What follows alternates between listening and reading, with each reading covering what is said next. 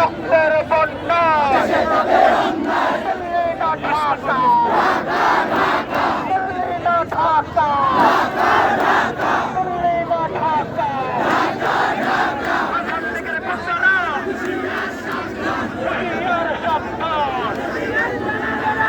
সংগ্রামী ভাই বন্ধুরা, আপনারা সকলে জানেন আমাদের শান্তিপূর্ণ আন্দোলনে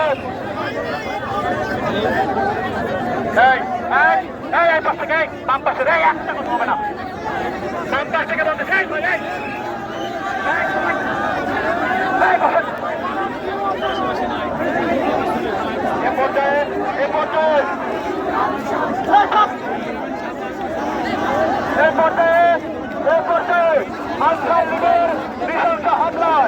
আমাদের অনেক শিক্ষার্থী বন্ধুরা আহত হয়েছেন।